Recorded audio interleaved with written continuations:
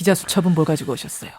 오는 25일 주말에 서울 마포구 성산동에서 그 전쟁과 여성 인권 박물관이 있지 않습니까?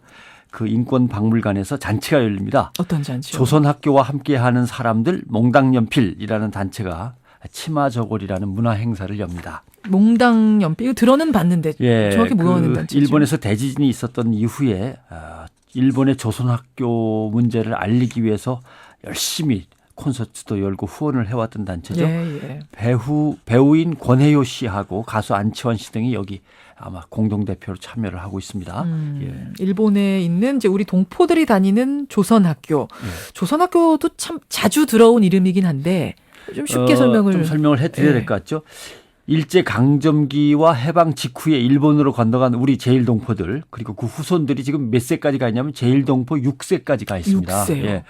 그런데도 일본 사회는 끈질기게 이 한국인 사회를 갖다 차별하고 있고 핍박하는데도 불구하고 일본에 동화되지 않고 우리 고유의 문화, 우리 말을 이 제일동포들은 끝까지 또 지켜오고 있어요. 6세가 되도록.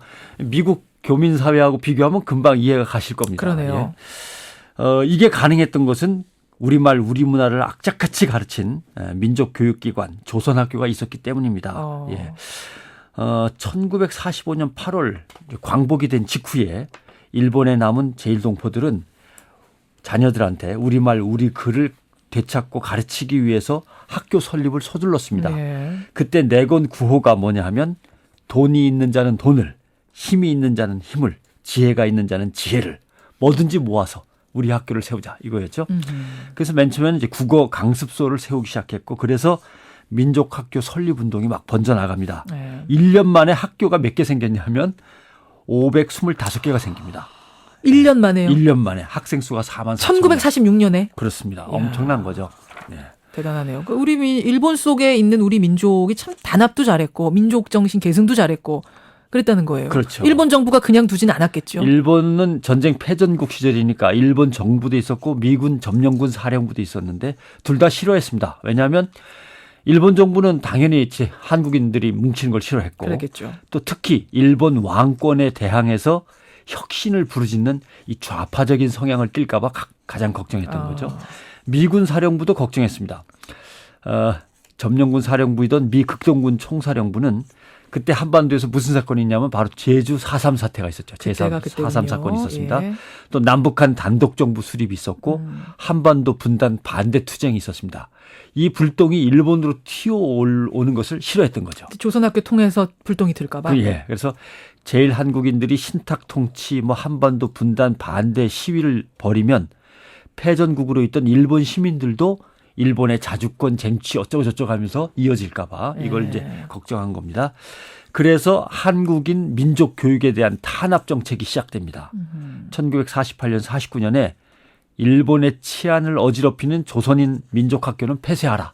이게 명령이 내려졌어요. 명령이요. 그래서 일본 소학교, 중학교를 옮겨라. 그리고 민족학교 과목에서 한국어로 된 건 다 빼버려라. 예, 이렇게 된 거죠. 예. 명령을 지키지 않으면 폐쇄한다. 이렇게 명분을 내걸고 일단 바로 통폐합 작업에 들어갔습니다. 문 닫아라고선 교육 당국이 명령하면은 이제 우리는 닫는 거지만 예. 지금은 그 당시는 그렇게 간단한 문제가 아니었겠죠. 그 당시에 민족적인 어떤 의기라고 하는 거는 지금 분위기하고는 또 달랐죠. 그렇죠. 예. 1년 만에 학교 수가 525개가 된 걸 보십시오. 예. 그래서 생긴 사건이 65년 전인 1948년 4월 24일 우리 동포들의 교육 투쟁이 시작되는데 고베시에서 수천 명의 제일 한국인이 현청으로 몰려갔어요. 우리나라로 치면 도청으로 몰려간 거죠.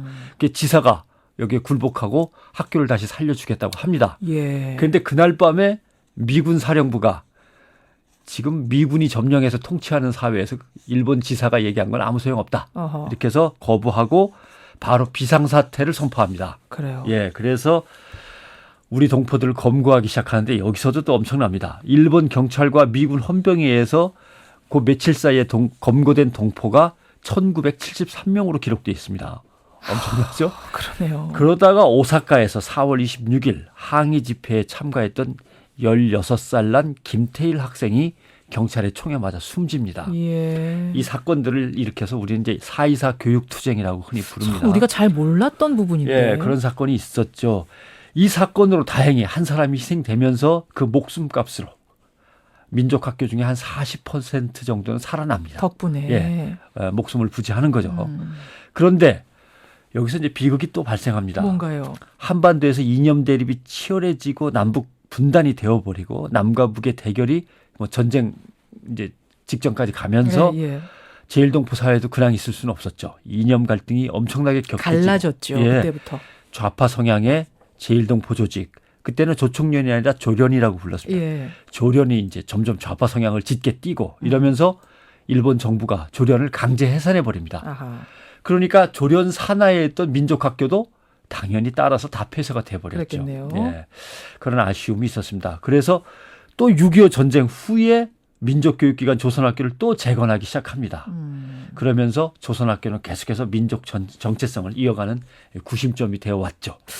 근데 지금 이제 조선학교 돕기 콘서트가 지금 우리나라에서 열리고 있으니까 뭐 조선학교에 또 문제가 생겼다는 얘기예요? 지금 그 망언으로 주목받는 아베 신조 이 정부 있지 않습니까? 예. 이 아베 신조 정권이 교육 보조금을 취소해 버립니다. 아, 조선학교는 안 주겠다? 예, 일본 고등학교는 외국인 학교 포함해서 누구나 학생 1인당 12만 엔 그리고 지방자치단체의 교육 보조금을 두 가지를 받게 돼 있는데 이걸 안 주겠다는 거죠. 그래서 조선학교가 지금 어려움에 처해 있습니다.